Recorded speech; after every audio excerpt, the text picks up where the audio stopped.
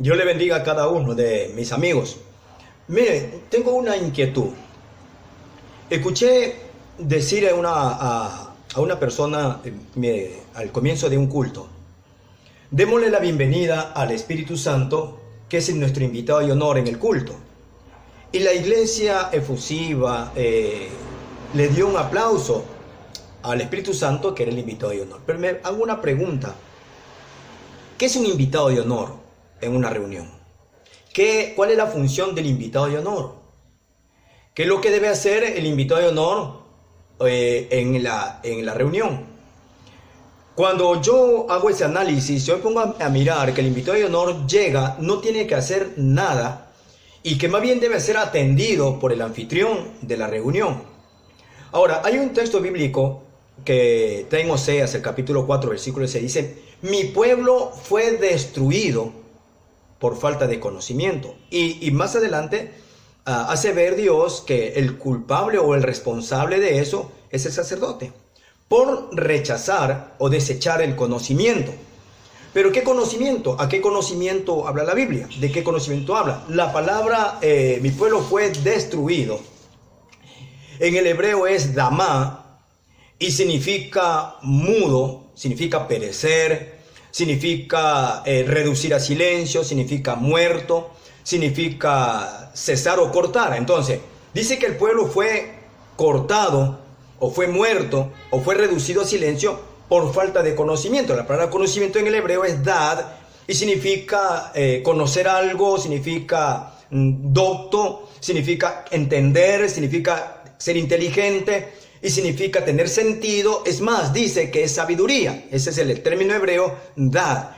Y mire qué interesante cuando el término sabiduría, porque la Biblia dice que el principio de la sabiduría es el temor de Dios, el temor del Señor. Entonces, es decir, que cuando una persona empieza a conocer el temor del Señor, no es que Dios tiene temor, porque alguien me preguntó a mí: ¿a qué se refiere cuando dice el temor del Señor, no el temor al Señor? Sí, hay una diferencia. Que diga, el principio de la sabiduría es el temor a Jehová, que algunos dicen unas versiones, y que el temor de Jehová. Bueno, la palabra el temor de Jehová está hablando acerca de cómo Dios tiene el concepto del temor. No está hablando de que Dios tiene miedo y que nosotros tenemos que tener el miedo de Dios para ser sabios. La Biblia está diciendo claramente que con nosotros empecemos a tener temor hacia el Señor, en el concepto que Él tiene de como temor, entonces empieza nuestra sabiduría. Es decir, yo debo conocer lo que piensa Dios. Tengo que conocer qué es lo que Dios tiene por algo, qué es lo que le complace, qué es lo que a Él le agrada, qué es lo que realmente Él desea de su pueblo. Cuando el pueblo empiece a entender eso, entonces es cuando el pueblo tiene entendimiento. Es cuando el pueblo tiene conocimiento, pero el responsable de que el pueblo conozca a su Dios es el sacerdote. Cuando el sacerdote desecha todo aquello por dar lo que él cree que es posible, lo que cree que no, es que Dios, yo creo que le agrada esto. Mire, yo he visto esto, de que hay personas que hacen cosas para Dios porque creen que a Dios le agrada. Es más o menos como hablar de la ofrenda de Caín. En muchas ocasiones he hablado acerca de la ofrenda de Caín, donde la gente cree que lo mejor del mundo es lo que es para Dios agradable. Es lo que hizo Caín. Caín no fue que le dio a Dios algo dañado, algo que le sobraba, como muchas veces yo recibí esas clases en escuela dominical, donde dice que lo podrido de las frutas se lo dio Caín a Abel. No, la Biblia no dice eso. La Biblia dice que la ofrenda de Abel fue más excelente que la de Caín. Quiere decir que había una excelencia en la ofrenda de Caín, pero que la ofrenda de Abel era mucho más excelente todavía. Entonces, ¿qué es lo que hizo Caín? Ofrecerle a Dios lo que él le parecía que a Dios le podía agradar y era lo mejor de la tierra. Entonces, eso es lo que pasa muchas veces en las congregaciones, que se cree que lo mejor del mundo, lo mejor de esta tierra es lo que le va a agradar a Dios. Por eso es que en las iglesias entran en las alabanzas en ritmos mundanos, la moda, el joven intenta. Mire hermano, he llegado a mirar que hasta para dirigir a la juventud en las iglesias tienen que tomar en cierto modo cosas del mundo para atraer a la juventud. Cuando yo le pregunté a alguien, ¿pero por qué hace todo esto? Dice, es que el joven le agrada esto. Es que al joven le gusta esto. O sea, es decir, buscan la forma de complacer al joven desechando el conocimiento de Dios. Porque cree que si se le habla acerca de lo que a Dios le agrada, de los principios de Dios, de los estatutos de Dios, creen que el joven se va a sentir aburrido y se tiene que ir de la iglesia. Eso es por la falta de conocimiento a Dios de líderes. Eso son las cosas terribles que pasan. Entonces, cuando se habla de que el invitado de honor es el Espíritu Santo de un culto, es porque no conocen realmente al Espíritu Santo. Cuando dicen que el invitado especial es Jesús de Nazaret, imagínense que hablar de Jesús de Nazaret está hablando de la etapa de Jesús, el Hijo de Dios, pero terrestre. No se está hablando del Cristo glorioso, sino que se está basando a la idea del Jesús de Nazaret, del hijo de José y María. Entonces, ahora, cuando nosotros comenzamos a notar esto del invitado especial, estamos mirando de que el Espíritu Santo llega a la iglesia, si el invitado especial le acomodan la silla, se sienta, usted no haga nada, absolutamente nada, usted es el invitado, no, déjenos que nosotros le hagamos las cosas, dejen que nosotros le sirvamos a usted. Y eso no es así, la Biblia no dice eso. La Biblia habla claramente acerca de la función del Espíritu Santo dentro de la congregación.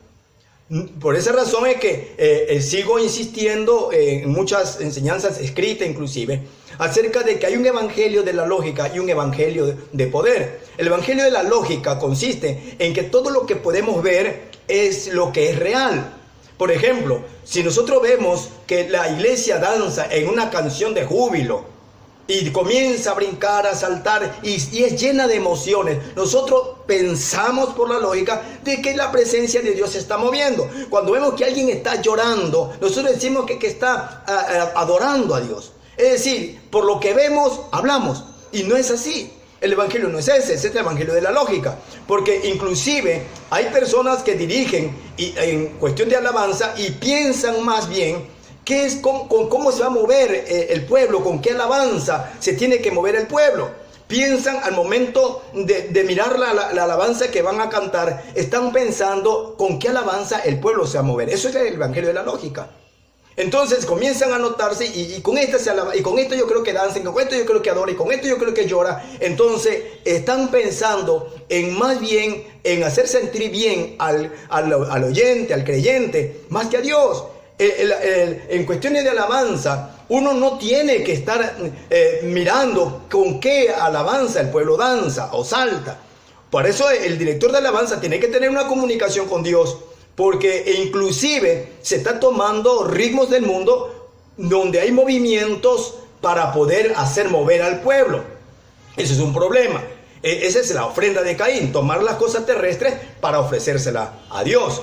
Entonces, cuando comienza a ver esto, es cuando nosotros entendemos realmente que no se conoce, que el pueblo realmente no conoce a Dios. Por eso es que yo he visto que las iglesias, por ejemplo, hoy en día, sobre todo hoy en día, se ha perdido bastante el poder de las iglesias. Cuando la Biblia dice que Cristo fundó una iglesia, que las puertas del Hades o la puerta de la muerte o la puerta del infierno, como usted quiera mirarlo en la versión que usted quiera, dice que no prevalecerá contra la iglesia, porque estoy hablando de una iglesia poderosa, una iglesia que tiene poderes sobrenaturales. Entonces nosotros comenzamos a ver que a través del conocimiento a Dios, mire, Israel sabía quién era Dios en cuestión de poder. El Dios es un poderoso. A nuestros padres lo libró del faraón, pero no conocían a Dios en sus principios, en lo que a Dios le complacía. Por eso es que ellos, cuando llegaban a cierta nación, se adoptaban para ellos las costumbres de esa nación, a tal punto que llegaban a prostituirse espiritualmente con la idolatría, porque no conocían, porque los sacerdotes no le impartían realmente lo que a Dios le agradaba. Entonces, hasta el día de hoy hay muchos sacerdotes en los altares, más bien hablando de teología humana, teología terrestre, que lo que realmente le concierne al pueblo aprender, que es el conocimiento del reino de Dios. Se habla más de cosas extravagantes, con tal que el pueblo sea sorprendido, que se impresione por lo que se habla, y no conoce realmente el reino de Dios. Por eso no hay cambios. Por eso es que la mentalidad del pueblo sigue siendo de un nivel bajo en cuestión de Dios. Y no hablo de todas las iglesias, hablo de una gran mayoría, eso sí, de que el pueblo de Dios, por eso no hay cambios siempre se está cayendo, siempre se está acusando, inclusive el líder más bien se dedica a juzgar a la persona que caen, porque es que no se da cuenta que ellos mismos son la piedra del tropiezo, donde el oyente cae y luego ellos mismos se encargan de destruirlo a los que están cayendo. Pero es porque ellos mismos desconocen al Dios que sirven. Ellos creen que solamente con saber Biblia es suficiente. No hay cambios. No hay realmente un cambio en la persona del dirige, peor del oyente.